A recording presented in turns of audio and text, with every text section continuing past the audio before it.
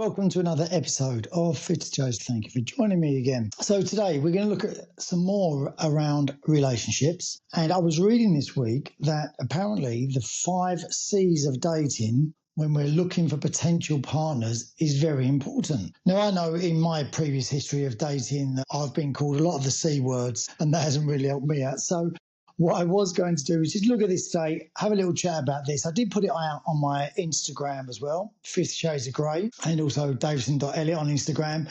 And we'll be going through some of the things the responses that I had later on in the show. So basically, this is a framework that outlines key elements for building and maintaining a healthy relationship. Now, one of the questions that I think this does bring up that I'm always aware of myself is that I feel that I've had lots of experience in relationships, albeit quite short relationships. But at what stage does a relationship become a long relationship? Is that an individual thing? Because there'll be people that watch the show and say, well, what do you know? You haven't had a relationship past 5 years, and that's hardly any time at all. Now, to me, a 5-year relationship does seem a long relationship, a 2-year relationship, but it's all relevant. I think if you've been with someone 30, 40 years, then your idea of a long relationship is not going to be 2 or 5 years. Now, I think if we look back upon relationships in general and how they've changed so much over the years, I think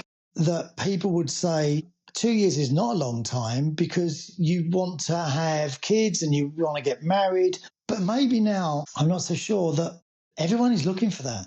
I think relationships in the past have been based around when a woman is able to have kids at a good age. And I think that's a really important question as well. I think if you was given as a woman and where you did not have a biological clock, what age would you say that it was great to have kids? Would you still say early 20s, like late 20s, or would you now say actually probably early 30s? Or would some of you actually think, no, early 40s would be great for me? Maybe some of you say late 40s because you want to get a lot of your life out of the way first. But then there is the point of, do you want to be a young parent or do you want to be an older parent, but maybe with a young outlook? And that is obviously all personal. Now, relationships, I think, for women are centered around our biological clocks. If I'm going to have kids, I need to be with someone 2 or 3 years to give us every chance of maybe staying together. Or, women, you tell me, is that not something that you think about now? Do you think this is a good guy to have kids with? That's what I want. The relationship is different. Or is it still seen as for many years as, you get married, you stay with someone? Because that clearly isn't the case anymore. Look at divorce rates now. They're through the roof. Unless people are seeing marriage as an ideal scenario that they actually want. I think a lot more people are going for, well, let's stay together. We don't need to get married. I'm an independent woman. You're an independent guy. We both earn our money. We don't need to be together because I'm not staying home because I want to work. And I think a lot of this has changed because of the woman's role in relationships as well. We become more independent, more in line with jobs, same salaries as guys can, and they can be, I'm self-sustainable. I don't need a man to look after me. I need a man maybe to have children, but that may be a question for the future. Do women see relationships in the future as something, we're going to have kids and we're going to do that together, or we're going to have kids and then we're going to see how the relationship goes? Because there's no guarantee with anything is going to last, obviously. And I think gone are the days where people are scared to leave. I think that still happens a lot, but I think gone are the days where people are scared to leave because they've got no way of supporting themselves, no independence and nothing else. They're in control of their own destinies and they're going to be with someone that they want to be with. They're not going to stay with people because they don't want to. I think women now are not staying in relationships where they're not happy, which I think was very much the case of if you go back 20, 30 years ago. People stayed for what I personally think were the wrong reasons, and they made the marriages work rather than maybe making each other happy because they were worried about the kids and worried what effect that may have on the kids. So we're going to look at these 5 C's, because I digress as per normal. We're going to look at these 5 C's in a relationship, and we're going to go through each one. So he does say, while individual preferences vary, these principles can help individuals assess potential partners and cultivate stronger bonds. So apparently these are the things that you should be looking at if you're dating. So this is single people that are looking to date and going into relationships. So here we go. So the first C, which I think is the most important C initially when you meet people, is chemistry. So this refers to the initial attraction and the spark between two people. It encompasses both physical and emotional connection, including how comfortable and excited they feel in each other's presence. Now, I think that's a really big one, chemistry. I think when you see someone, you've got to fancy them. You want to look at that person, for me, and you want to feel like you want to rip their clothes off and throw them around the kitchen in a good way, obviously. So I think that's really important. I do find with chemistry, and I think that's the same for all of us, that after that physical attraction, in order to be sustained, there needs to be emotional and moral attraction as well. Because I'm sure we've all done it where we meet people that we absolutely fancy the pants off, and we think they're the hottest thing ever, and it's all very superficial and it's all very passionate.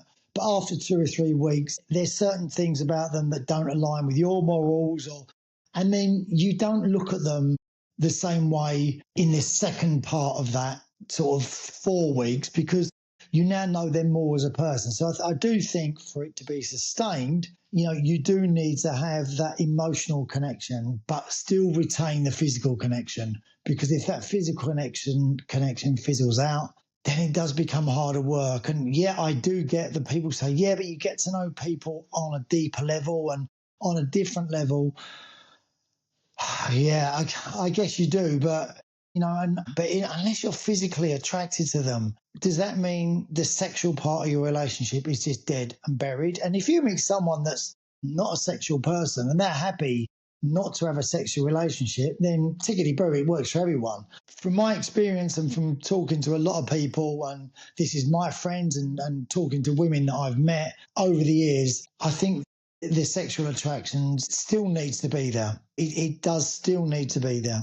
So that's the first one. The second one, the second C, is commonality. So this involves shared interest, values, and life goals. Having things in common can provide a foundation for deeper connection and understanding. Yeah, I'm on board with that one as well. Completely on board with that one. I think it's very important to have things in common. I really do. I think to have the same interests. I don't think you need to have all of the same interests. I think there needs to be, or it helps if there's certain things that you like you've got your own things. You still need your own identity. I think it's great if you have parts of your circles that overlap and there's stuff that you can do together. But I do think also it's nice to have your own things away from each other, because you need to miss each other as well. I think that's a really important part of it. When you're in relationships, I think at first that eagerness to see each other is really important, and it's really nice as well because you look forward to it. And if you forget what that feels like, I think you can lose sight of each other sometimes, and you can then take each other for granted. I think values is a very big thing, and that runs across everything. It's how you see society, it's how you see aspects of politics maybe. For me, it's simple things. It's common courtesies. It's about how you treat other people. It's about kindness. It's about how you speak to a waiter in a restaurant. It's about how you may complain but do it in a nice way. And it's how you may not moan at every single thing. So for me, I think those values are really important. Life goals, I think we've all got our own life goals. I think you need to be heading in the same direction. I think if you're too separate, if one is completely driven by money and the other one is like, yeah, I get money's important, but it's not everything to me, because if you're working all the time, when are we going to enjoy it? When are we going to have this money to enjoy? We've got all this money. We've got no time to do it because I'm doing it on my own, because you're nowhere to be seen because you're working all the time. So I think there's a balance there with that as well. For a deeper connection, understanding, I think it does provide a foundation for that. And I think there becomes, you grow closer. I don't know about a deeper connection. I think sometimes you're connected to people in ways that you'll never know about. You just match up. There's something in you that is attracted in something in them. And I think it's quite nice that you don't always work out what it is. There's that whole thing about attraction. So constructive conflict. I like this one. This is very good. So conflict is inevitable in any relationship. This C emphasizes the importance of handling disagreements in a healthy and productive way, rather than resorting to negativity or avoidance. Now, I've always thought that conflict can be a really good thing. I don't think you want to be surrounded, and this is sort of takes place at work as well, I think, for me. I'd never want to be in charge of something and be surrounded by a load of people that just always said yes. Yeah, that's a great idea, do that, when actually they thought, well, don't do that. That's the stupidest idea I've ever heard. I think the hardest thing with conflict is taking it in. Because your first reaction is to sort of, well, you've had a go at me, I'm having to go back at you. So I think within the constructive conflict, I think there needs to be time. I think you are going to conflict over certain things. And what you don't want is one person, the same person, always giving in, is always going, okay. Or there's a whole let's agree to disagree thing. I think that works with some things. If you're doing it about everything, that means you basically disagree with everything across the board. So then the previous one, commonality, just goes out the window. I think constructive conflict, I've always found in relationships that and it's probably at the most dangerous time for me as well, that I think once you feel confident that you can have an argument with someone and it's not going to affect the relationship, I think that's a really great place to get to. But I also think it's a dangerous place to get to as well. And that's just for me personally, because I've the one time I've had it before, like you feel, because at that point, that's when you become vulnerable, because you feel safe enough in your relationship to actually have an argument and it's not going to affect anything. When actually, I don't think you ever know, because you never completely know what the other person is thinking at any time or what's going on with them in their head, because they might not get it either. So I do think that it's a great place to get to, is being able to have an argument, because I think in the early days, and this is what we're talking about, I think in the early days of this, I think sometimes you're scared to argue with people because you don't want to upset them. And you think, I don't want to upset the apple cart here. God, if we have an argument, then maybe she's going to be thinking, oh, he's a bit of a numpty and like, he's this and he's that, it's all over. And that happens a lot. And, I think people react a lot because it takes a while to get to that point of where you know each other well enough to go, right, well, I can say this. I think how you argue is really important as well, because like the constructive conflict is okay and is important as long as you both argue in the same way.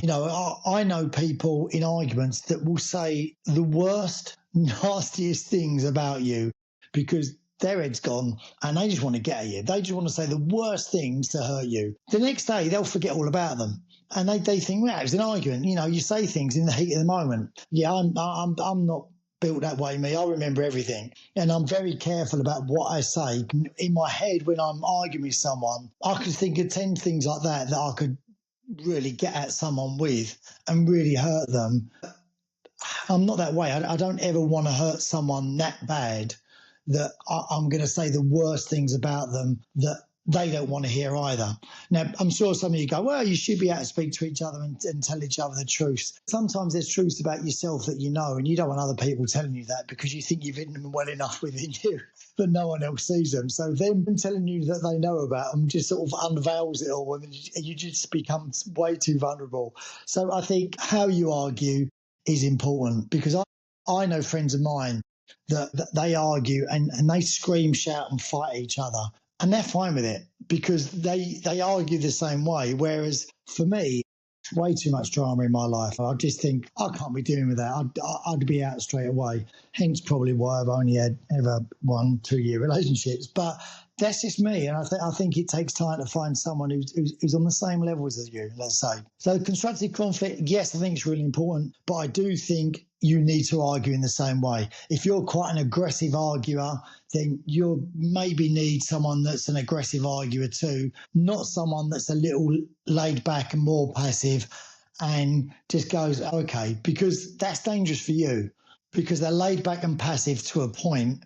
And then once they get that point with some people, there's no return from it and they're gone. Okay, courtesy. Oh, I like courtesy. This involves treating each other with respect, kindness, and consideration. It means being mindful of each other's feelings and need. I think courtesy is just a basic fundamental of human nature that courtesy has gone out a lot. Just saying hello to people, holding the door open for people, basic things that I think where you can help other people. I think it's just common courtesy. And I think that's gone. And I think it can go probably the quickest in a relationship, because when you first meet people, you're holding doors open for them, and then you're opening the car door, you're doing this, and they're all very maybe gentlemanly things. But I just think it's a point of courtesy. I think for me, I'll always, if I'm going through a door, I'll always say to someone, after you.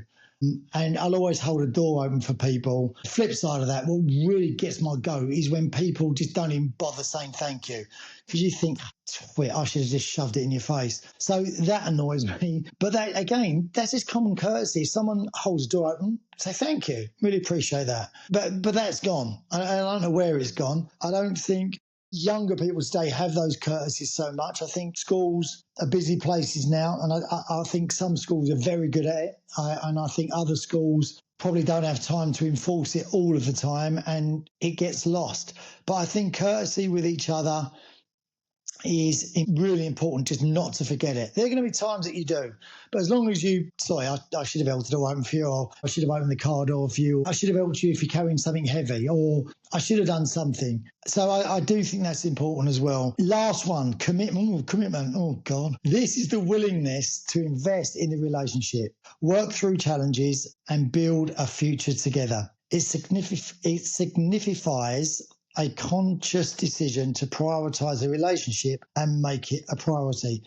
Okay, I do agree with that, but what I would say as a caveat to that, it depends when you meet in your relationship as well. Because if you're meeting people when you've got kids, your commitment is going to be completely different, and your priorities are different as well. So I think if you're meeting when you're both single, neither one of you have got kids, then your commitment to each other needs to be there. It needs to be unwavering, but there needs to be a respect of previous commitments. And I'll give you a really easy example of that for me. Football for me was a constant in my life. It's something I've always enjoyed, and it's something that has always been there for me. If I'd have had a crap week or a relationship breaks down, football on a Saturday was a saviour. Going to a place with a load of other guys where I could just forget myself for an hour and a half. It gave me a consistency in my life every week. It gave me something to focus on. It gave me something to train to be better for. It was emotionally, it could be draining sometimes, but it never lied to you. If you were crap, you were going to play crap. And that was that. If you were good, you felt great. There was no sort of blurred lines with it. You weren't guessing what anyone else was thinking or what anyone else was doing. It was quite simple. If you was having a bad game, there'd be 10 other guys that were going to tell you was having a bad game. If you were doing well, there'd probably be 2 other guys that would tell you doing well. And football for me was that consistency. If I met someone, I needed them, which a few didn't, to understand that. I needed a few people to understand, right, I'm not stopping this for you. This has been a consistent in my life. This will always be here. If you leave, I'll have football. If this works out, I'll have football. But I need you to understand this. So I think commitment, it's heavily involved on the other person understanding your previous commitments that you have and respecting those again. And I think that it combines with courtesy, that you respect other people's previous commitments and things that are important to them. Kids is a massive one, because I've had 2 or 3 relationships that have ended because the other person wanted me to give them more time, and they were right for them. And this is the thing, no one was wrong here. There were no wrong answers sometimes. They were like, I need you to give me every other weekend. Just give me some time. And that's a fair thing to ask. That person needs investment. But for me, it was like, no, this is my priority.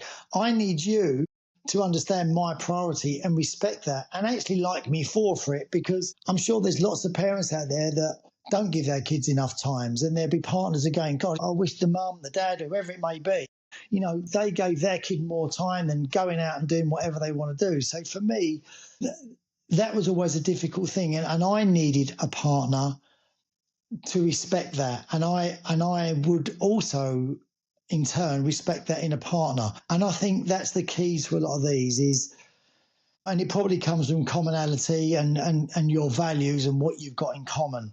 I can understand where all of these are. I think there's blurred lines on a few of these. And like I said, I put this out to Instagram, my accounts on Instagram and on TikTok. So we're going to go through a few of those and see the replies on those. So we're going to go through a few of these responses that we had on Instagram, just picked out a few. Jill Hammond 962 just said, no, what are they? Laugh out loud. Catherine said, I have. And why is it so hard to find? I just think it is hard to find. I think it's hard to find for the people that won't settle because you're not just taking what's there. You're looking for something special. And for those that have been lucky enough to find it, brilliant. But for those that just aren't, we're probably the ones that are always told that we're too fussy and you want everything. And to that, I always say, it's the rest of my life. Of course I want everything. Vanessa says commitment and connection. Well, Vanessa, you can find out if you're right now. That's it for 07. Communication, compromise, commitment, choice, and celebration. That's an interesting one. Celebration. I guess that's celebrating each other. Yeah, I can see where that comes in. Debbie, I'm guessing one of those would be compromise. Compromise actually wasn't on there. It came up a couple of times on the messages that people were saying it's about compromise. I'm wondering, are people less likely to compromise now? And should we compromise? I think there has to be a little bit of give and take in a relationship. And that's maybe where the compromise comes in. As long as you're both doing it, I think if it's always, like I said before, if it's always one of you doing the compromise, that's great for the other person. But sooner or later, and I know I'm like this, I just get to the stage where I'm like, I'm done, there you are, and I'm gone. And once I get to that stage, I'm not changing my mind about it, and it will come very quick. What I have learned to do, actually, is tell people that if this continues, then I know what I'll do because I know what I'm like. So, and I've done that a couple of times where I've said, look, this is all fine, you can do this, and if that's your choice, you need to do it. But once I've had enough of it, I'll be done. That will just be it then. So, yeah. So just a couple more. So Susie says, can't wait. Susie, it's going to be out by the time you see this, obviously, so you don't have to wait. Foshbird, that's a good name. She says it's interesting. Hopefully you found this interesting. Chemistry and commitment was from Michelle. That is, chemistry was on there. Commitment to each other, I think, was on there as well. Here's a good one. Little Miss Daisy's florist. Coffee, cars, champagne, chocolates, and shoes with a C. Listen, if those 5 C's work for you, then go get them, girl. I think we all need to find what we're looking for. Joe Dance says, compromise, compromise, compromise, compromise. Oh, and compromise. Joe, don't, as I said just now, I think compromise is there, but I don't think you should compromise as much as you are maybe in your relationships because you're, I think, heavily over compromising. And the only person you end up compromising is probably yourself. Palu says compromise, commitment, chemistry, compassion, and calm. Yeah, see, calm would be would be one for me. I do find it's important to be calm or find someone that reflects you. If you're a calm person, you need someone else on the same sort of even keel as you. I think if you're quite an erratic person, maybe you need someone that's erratic. But listen, some erratic people are with calm people because there's always a balance, but balance doesn't begin with C, so they probably didn't use it. Max says, let me know. Certainly shall, certainly shall, because you can watch this. So this is the last one to finish, and I like this one.